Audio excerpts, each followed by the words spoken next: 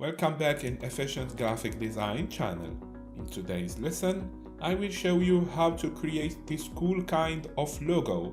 We can do the same thing with an icon or any object we want using the Liquify filter tool.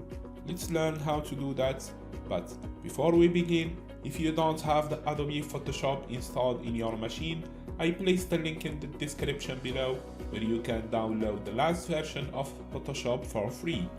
And if you have any problem installing the software, just leave me a comment and I will reply to help you.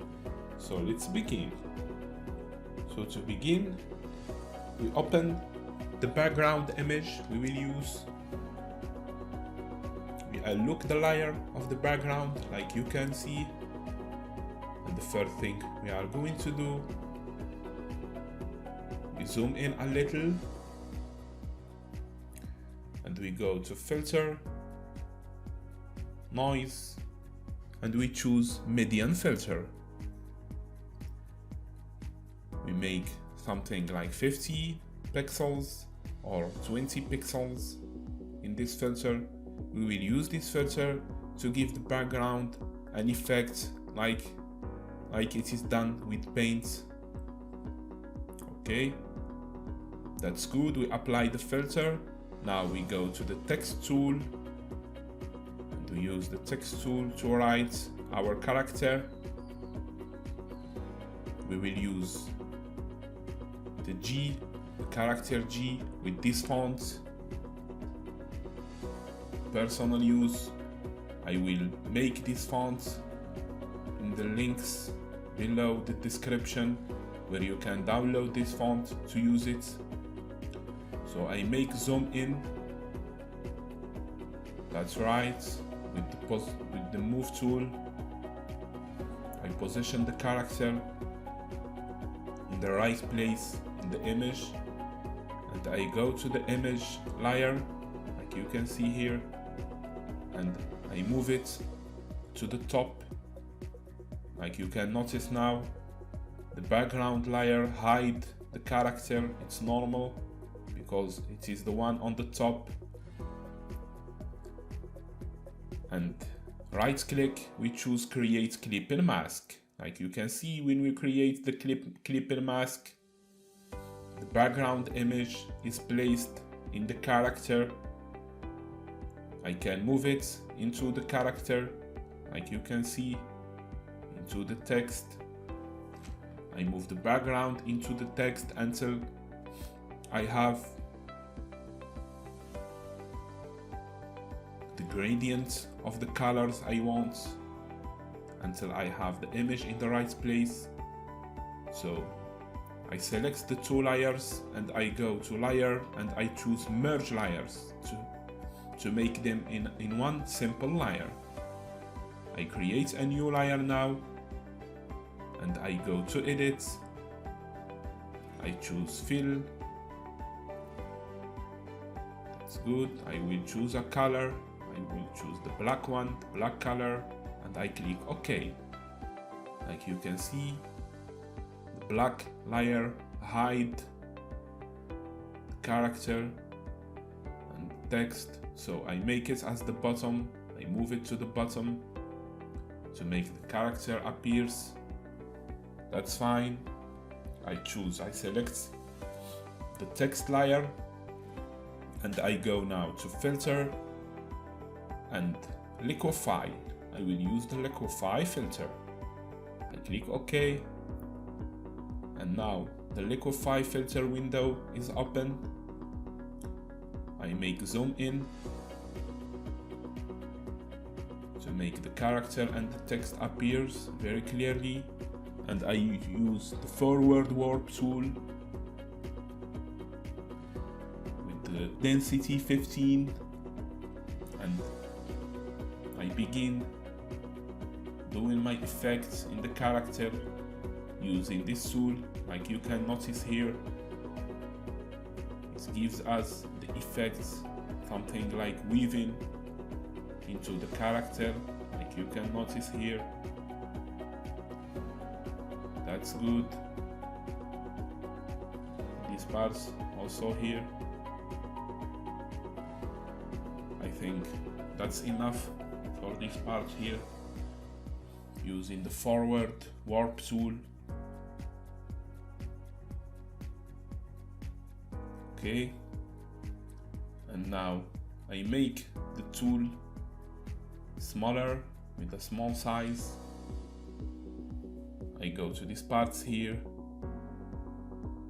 and I will make this effect, like you can see, this effect here. Okay, also in this place with the same tool, remember the forward warp tool, and also in this place here.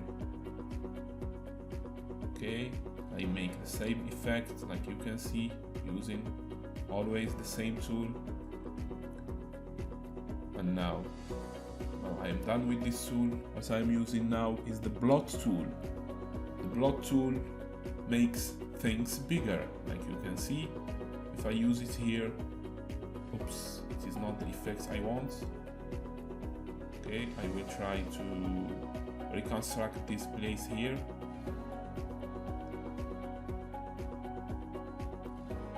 Okay, I think I should reconstruct this place with this tool, reconstruct tool. I delete all the edits I made here, and what I am going to do, I come back to the forward warp tool and I create the effect from the beginning. Okay, that's fine. I use now the Bloat Tool to make things bigger, and I go to this place here and I click here to make things bigger, like you can see. The reconstruct tool to delete this little point here. Okay, the same tool, the Bloat Tool here also. I use it to make things bigger, like you can see. I think now it's fine. So now I will use the pucker tool, which makes the things smaller, like you can see, to make things smaller. Okay, I think that's good now. Come back to this place here, make it a little smaller to make the effects I want. Also here, I use this tool, the pucker tool, to make things smaller here also. I think now it's fine. A little here, just a little. And like you can see, I get the effects I want with the Liquify. The Liquify filter, I used 4 options. Forward warp tool to wave the colors into the character. I click OK. So like you can see, I get the effects I want. Now the last thing I should do, I make a little zoom in to see the image, and I will use the ellipse selection tool to make a little selection here,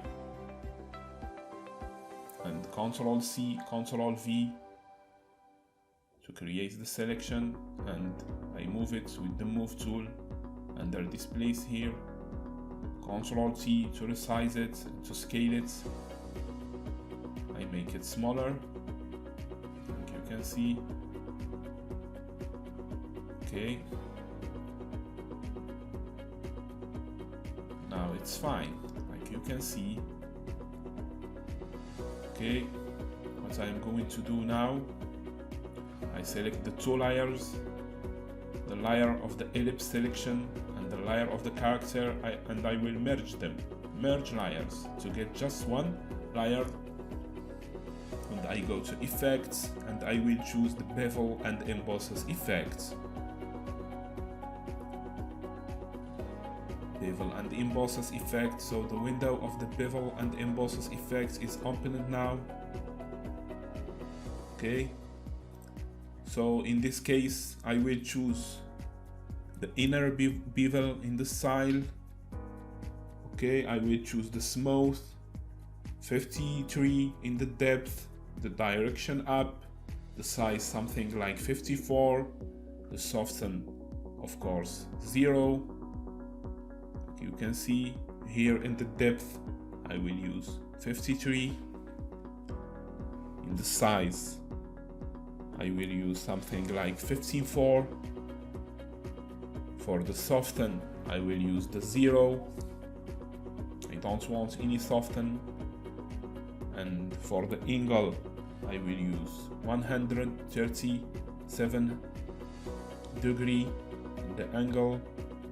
For the altitude, I will use something like 26. For the highlight mode,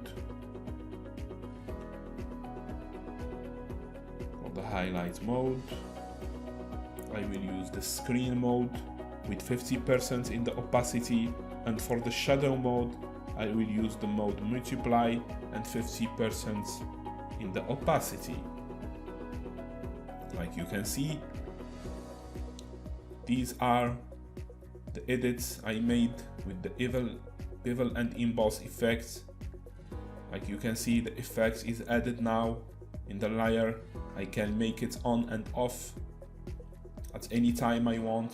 And like you can see, it gives us a very good effect and a great changement in the layer. Now I will use the burn tool to make some fake shadows. I make the size of the burn tool very small, more smaller. Okay, I make a little zoom in to see what I am doing with this tool. This burn tool gives us something like fake shadows. Like you can see here, I pass the tool here. And also in these parts here, like you can see, it gives us something like fake shadows. That's fine. Like you can see, the result is very perfect and very professional.